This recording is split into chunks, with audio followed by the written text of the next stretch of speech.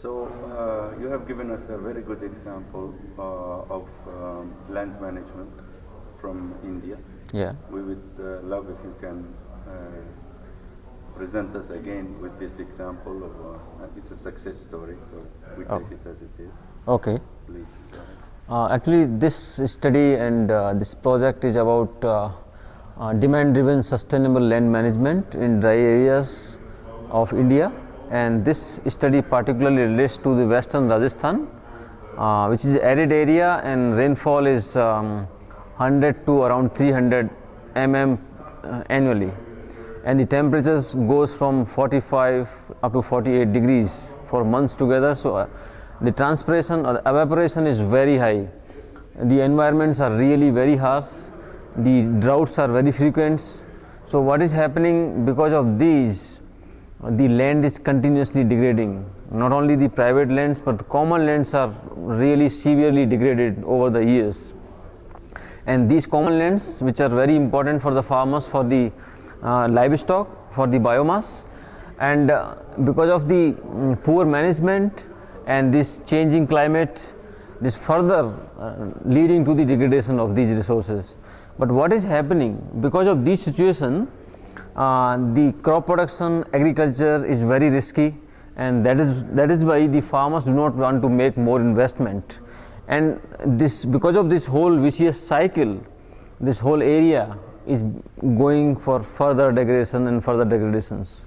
So when we wanted to really want to do something to improve this situation, so as a part of CGI research program on dry land systems, ICRISAT and together with the other partners in this region, so first of all we asked put two questions which we want to answer through this study and this project, that how to restore the production from degraded lands profitably and sustainably, and then how to incentivize the farmers and other stakeholders to make increased investment for the sustainable land management. Because if we really want to achieve the sustainable land management, then the farmers, the farming community has to be involved to make investment. Then only we can have this sustainable land management for a long time. No external agency or not only the government support cannot achieve this objective. So working on these two questions, so we implemented an integrated systems approach for sustainable land management, and that takes into account the whole agro ecosystems and interaction among the systems component, the institutions including strengthening the value chains, and how to improve the livelihoods. So the major focus was how to improve the livelihoods by integrating the practices which leads to the sustainable management of land. So in this process what we did, if you can see that this is a kind of framework of the approach where we did first of all the agro ecosystems analysis, looking at the land resources, water resources, biodiversity, and what we can produce from these and what can be marketed and who are the stakeholders. And then what we did when we wanted to prioritize different interventions, so the different households have different resources, different level of capacity. So what we did, the land, first of all we prioritize the landscapes at village level, and households we made the farm typologies. So different farmers, the homogeneous groups of farm typologies were made. The interventions were targeted to different farm types, different farm interventions for different farm types. But in this process, right from the beginning, we involved farmers, all the stakeholders in identifying the constraints and prioritizing the potential interventions. So what we did in this, we facilitated creating the different platforms at different levels. So at regional level, multiple stakeholders innovation platforms, wherein the researchers, development departments, the industry partners, NGOs and farmers are members. So this whole group is trying to help identifying the constraints in different ecosystems and identifying the potential interventions which can work in the given resources. Then at next level, we facilitated the development of a village, creating of a village development committee at the village level. So at village level, these people are helping again to prioritize what kind of interventions are and what should be. And that next level again at the commodity level, like pasture management committees or women self-help groups which are managing livestock or the pastures. So with these kind of institutional innovations, we involved all the stakeholders right from the beginning while designing the whole project, and not only designing but also implementing. So these all committees, innovation platforms at village level, at regional level were actively involved in implementing the project. And then based on these, we try to also help and facilitate the informed decision making, wherein we suggested the farmers crop management option, did also consider the climate information. And the economic experiment we implemented for enhancing the cooperation among the communities, especially for managing the common pastures. And then based on this prioritization, we helped farmers to implement the on-farm the best practices for each farm type differently. But in this whole process again, these innovation platforms and village development committees were involved, and these the evidences were shared through the innovation platform to the policymaker and different development actors in that region, which helped in kind of upscaling at the initial level. I want to talk about some of the examples how it worked in that region. So we had the three levels, but it is all working together. The first of all, the natural resource management interventions at landscape level, wherein we are talking about the whole landscape in the village. And this is like, for example, in one of the villages, this almost 1 hectare land was completely devastated because of the flash flood. So occasionally, though the rainfall is come, but because of the extreme events, the flash flood comes and devastate 100 hectares of land and also the households. So we help the community, and the community also contributed and actively participated. So built three low-cost structures, and because of which the almost more than 1 hectare land was restored, the soil erosion reduced to 1/4, then water level increased to 3 to 4 meters in the nearby bore wells. And then another the landscape level intervention was the development of community pasture systems. The community pasture system have been severely degraded, which are very important especially for the poor people and the smallholders.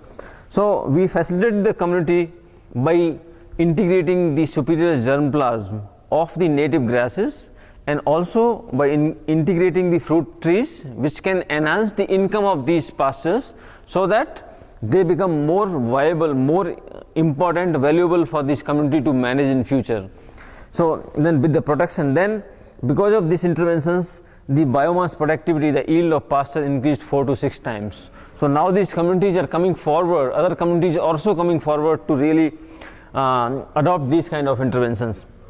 The next level, which is also going at the same time, because this is the common lands basically, but the private land, what we did, the farm household type specific interventions we implemented, wherein we implemented with the rainwater harvesting system the fruit trees or the horticulture along with the legumes, which is not only giving stability to the farmer's income but also enhancing the farmer income as such.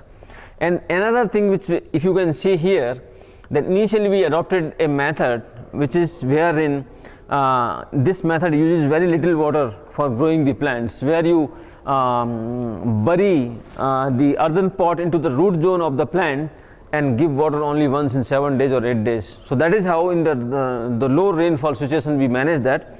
The another very important intervention was we identified with the farmers and other stakeholders and a very important native medicinal plant which was not cultivated by the farmers. So initially we introduced with the 20 farmers, later next year it reached to 250 farmers, and now almost 15 to 20 villages farmers are adopting this, and the government is also being sensitized on that, and government also want to include this cultivation of this plant to give subsidy to the farmers on this. And then at the same time what we did, we had an MOU with the largest Indian company on herbal medicines, which is Dabur India Limited. So they had a buyback arrangement to buy these biomass of this plant. So now farmers can directly sell that. So because of this intervention alone, farmers could have additional income of around 30,000 per hectare every year without any another additional investment. And then if you compared to what previously? Yeah. So when they were growing these legumes and pulses, so with the millets even they can grow as a mixed farming. So without affecting the existing crop, they are getting additional income of 25 to 30,000 per annum. And if they go for a sole crop, they can earn up to 80,000 to 90,000. But for that you need water. I am talking about the rain-fed system with the low rainfall situation is a very drought-hardy plant. But because of the market linkage and right selection of the plant and integrating that plant into the households where it is suiting, means where farmers really can go for that. So it is not we are implementing each interventions everywhere. So these interventions were prioritized as per the household type by involving the farmers themselves. But another very important part was, as I told, that value chain is strengthening. So unless you have the increased income and increased value of the outputs, these farmers are not going to make investment into sustainable management. So the natural resource, the new technologies and the value chain. So in the value chain, what we did when we were talking about the enhancing the fodder production from the CPRs, because the small ruminants are dependent on the CPRs. So this CPR, this small ruminant, the major problem was, other than fodder, the quality of breed. So what we did, we worked with the women group, women farmers, for upgrading the breed. Another important problem was that these farmers are not getting the right price. The market margins are very high. So we introduced the weight, the selling of the animals on a weight basis, and that itself, that alone resulted in the increase of market prices from 15 to 25%. So once the farmers started getting higher profit and incomes, they are really interested to make more investment into managing these resources. And similarly for this Sankh-Pushpi medicinal plants, now from 20 to 250 and now 500 farmers. So because of the higher returns, so the land which they are not taking care, now they want to take care of that land and want to make more investment in terms of labor and other resources. So in the end, I would like to say, but in this whole process, these multi-stakeholder innovation platforms and village development committee and women self-help groups were very important vehicle to implement these, and there was a continuous feedback loop which can inform to correct any interventions plan. So that is how it was helping in the whole process. So I would say in the last, that lessons which we learned, that multiple livelihood assets determine the different land use patterns and the agriculture management practices. So we need to take into consideration the heterogeneity within the communities and the ecosystems, and accordingly we should plan the interventions. And there is a need for participatory prioritization of the context specific sustainable land management practices, but the nurturing inclusive institutional mechanism, which as I mentioned about these, is very important. But the major challenge before us, because these are the challenge, that there is a lack of local capacity and focus on the critical ex ante analysis of the ex ante impact of the sustainable land management practices. Because unless we make a ex ante impact assessment, means that if you want to implement some interventions on SLM, then how much investment you need to make, how much returns are going to come. So if you have that information, then you can encourage the local partners and local stakeholders to make investments. So that analysis is missing, and that capacity and focus is missing. So we have to encourage that.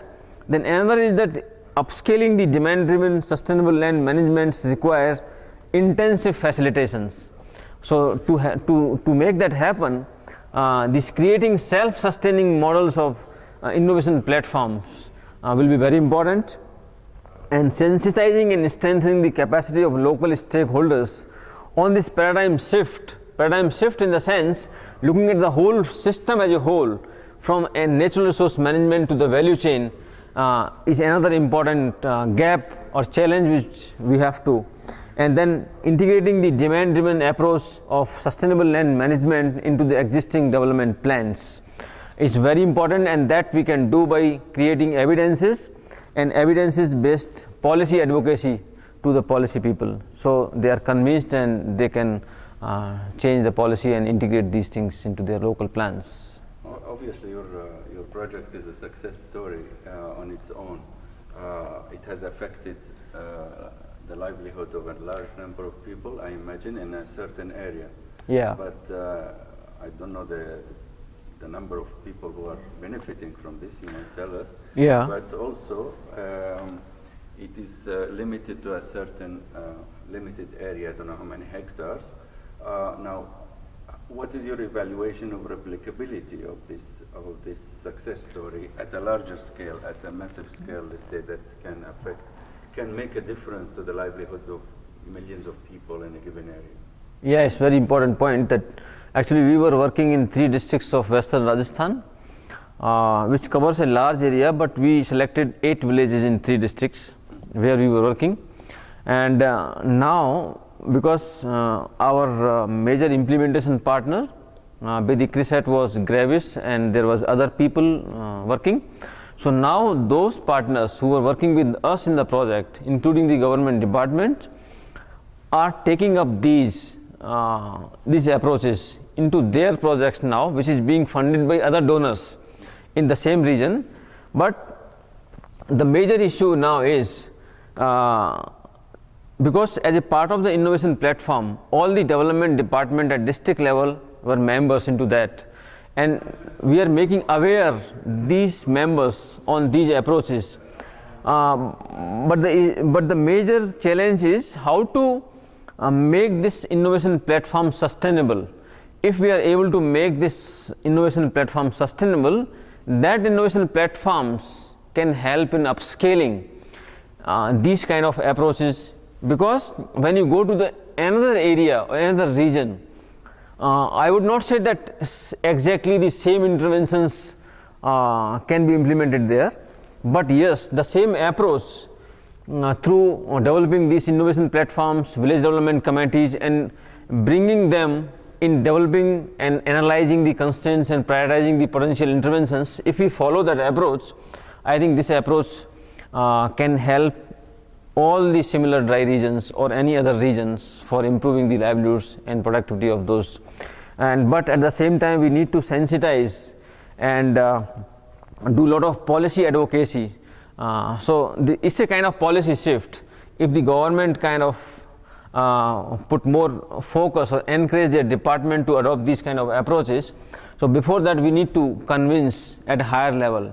For that, we need to share the evidence-based policy inputs, which suggest that if you do this, what investments are needed, what changes required to be done.